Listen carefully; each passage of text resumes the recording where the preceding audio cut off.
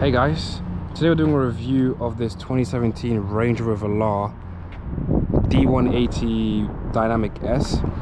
The Velar fits in between the Evoque and the Range Rover Sport, and it competes with the X3 GLC Q5s and also the Volvo XC60. It's like a luxury mid-size SUV. It's a pretty good looking car. I think it's, out of those cars, out of its competition, I think it's the best looking, to be honest. I'm a BMW fanboy, but this looks imposing and prestigious and luxurious. You can get one of these for like 20-ish grand, and I think it looks like a 50 grand car all day long. Let's talk about practicality. Let's start with the boot space, because the German rivals have around 550 liters of boot space, while this has 580, I believe. So it's just slightly bigger. Also has a spare wheel, and those seats fold all the way flat, so you can push stuff all the way through. Rear seat for passengers. Let's take a look at that.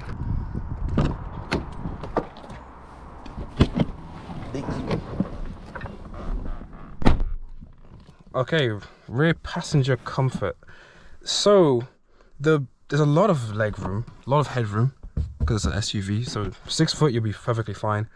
My one concern is with the rake of these seats, or they're a bit further back than I'd like, so you do sit leaned back, which I don't find that comfortable. But also this center console here for the passengers, you don't really have a heat control. It just has how much air can flow through it, and it does feel quite cheap, like in my Civic from 2007 cheap. I'm not sure if you can get that wrapped in leather as an option, but it does let down the cabin compared to the rest of it, because you get nice leather seats, you get cup holders. They're not the closed ones you can close like in the BMW that I had last week, but you do get your own, well, leverish. This is just a soft touch armrest, and I love this texture that goes throughout the cabin. I'll show it in the front because it looks so good in the front. And you have a nice big window. The rear window is a bit small because it's a bit of a curved.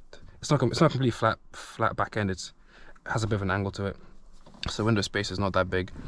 But overall, the rear passenger space, I think, is pretty good. It is a SUV, it is a family car, so it should be. It does have ISOFIX. Move my sexy jacket. You do have ISOFIX on the rear too, over here. And let me try the sensor, because it always sucks in the other cars. But in an SUV, it's not bad for headroom. You still got a little bit of headroom, and the footroom's not that great, but I've got big feet. I'm around 5'10", and I fit in here perfectly. So 6 foot, 4 adults, easy. Children back here, easy. So let's talk about the front, 'cause that's where the real magic happens.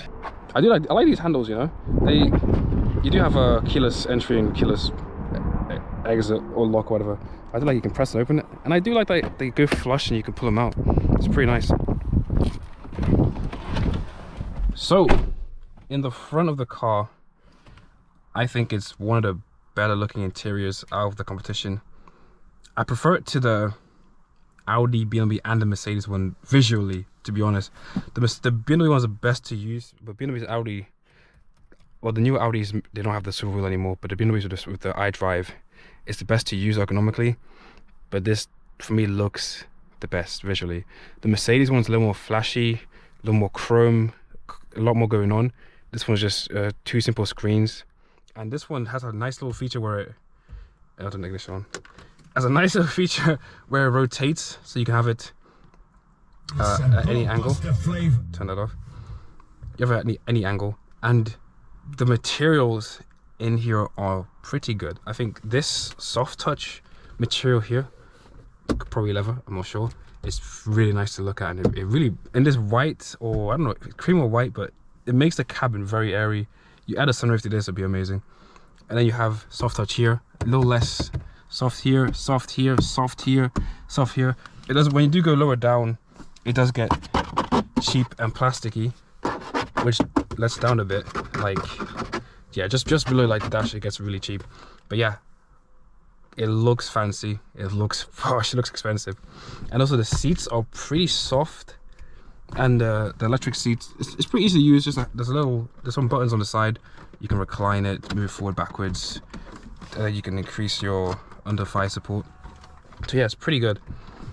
Now the cool part I like about this dash is just the features it has. Well, features, because you have your terrain modes you can have, because it's a Range Rover, which makes it cooler than the rest already. But yeah, it's pretty cool. And then also you have your drive selector. Let me turn the engine on. It rises from the dash like in every JLR product. I thought it'd be difficult to use because it's just a twisty thing, but I haven't had any problems with it. I think some people do struggle with it because they do prefer. The Mercedes has a nice little stalk that just goes up and down. It's pretty easy to use, and the BMW one is a little handle thing. Let's turn that off.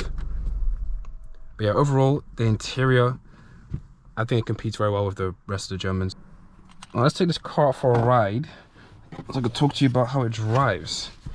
So this car has a 2-litre 4-cylinder diesel. Let's start it up. You hear that? Just make sure you can really hear that.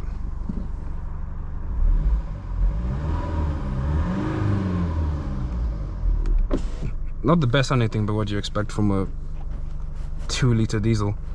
It has enough go. I think for this package, I would never felt that it needed a little more power. It just has exactly what you need for this car. There are faster versions with a little more power, like the D250 and stuff. You can get an SV, so a special vehicle operations kind of hot version of the Velar. But this engine is perfectly fine for this type of vehicle, for every day, for every family day use. Because I'm also averaging on like a journey from here to Birmingham, I was averaging 40 miles per gallon, and in around town I was still averaging like 30, 35, which isn't bad. But this isn't as soft as I thought it would be. It's a nice ride, it's compliant, but it doesn't like iron out any of the bumps, that many bumps. It has some nice travel to it. But if you go over this rough piece over here, like I can feel that, but it's not harsh. I just know it's there. So it's not really disguising any of the imperfections in the road, but it is not harsh in any way. It's a very comfortable car. And surprisingly, for like this is the first car I've driven where I felt so relaxed in it. I don't know what it is. When I drive this, I feel so relaxed. I don't want to put music on anymore. I usually bang out music to relax, but I don't know if it's the cabin or the suspension or the chair or the seats, but this car is very relaxing to drive. This being an SUV, you do get a nice high driving position, and you get to look down at all the commoners and peasants. But it does feel good. It's like this car, the steering and the suspension, I think they work well together. It's not a wallowy mess, because when I turn into a corner, I feel like it's stable, safe and secure, but it's still a comfortable ride. And the steering is not too light, it has a good weight to it, and I feel confident pushing this car, even though it's not meant. I don't know if you can hear that, but the engine can be a bit loud at times. And on idles, you can sometimes feel it working away. It's not very refined or very smooth, but it does the job basically. It has enough power, enough get up for this size of car and its weight. So that my only complaint is that it's a bit rough and you get a bit loud. One of the, I think the few negatives of this car is that there aren't that many physical buttons to do the essentials with basically. So the climate control, the seat heating, the settings, everything is controlled through these two screens. The bottom half does the drive modes and the climate control and your heated seats. So you can just click on them and set them, but you have to look all the way down here, which I found myself doing a couple of times when I was figuring out how all this works. You do get used to it eventually, but it's still, because when I was trying to initially set the climate, I had to look away, set auto, set my temperature.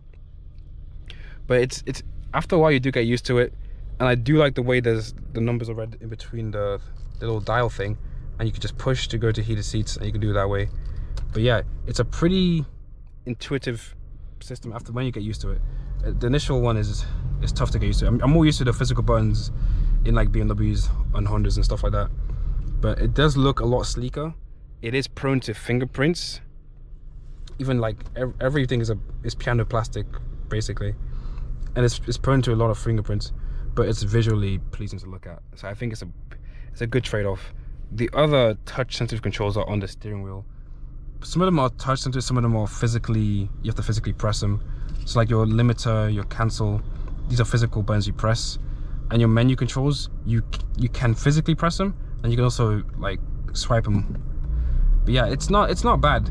The digital display here is not as good as the German versions I've used, because it's not as slick as the Mercedes, especially the Mercedes or the Audi infotainment. So overall, the car itself, I think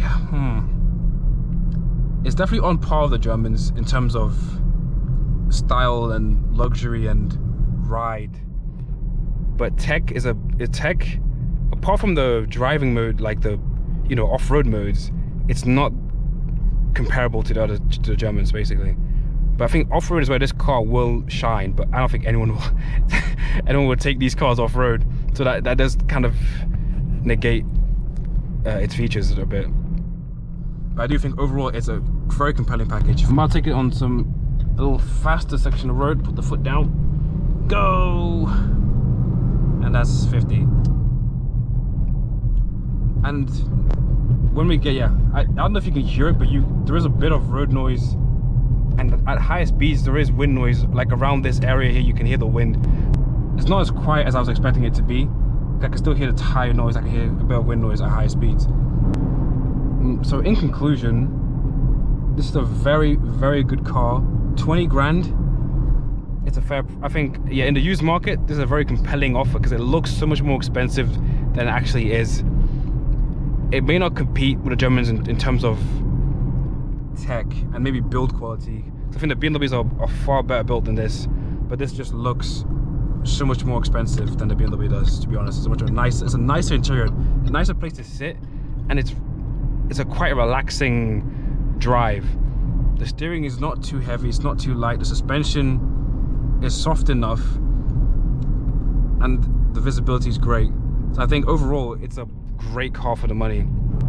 Yeah, so like, share, subscribe. Let me know what you think about this car, and if you have this car, let me know how it's treating you and if it's reliable, because that's one of the concerns I'd have for a Range Rover, but that might be a bit cliche. But yeah, let me know in the comments what you think of this car, what other cars you want to see on the channel. Like, share, subscribe. Thank you for watching. I'll see you next time.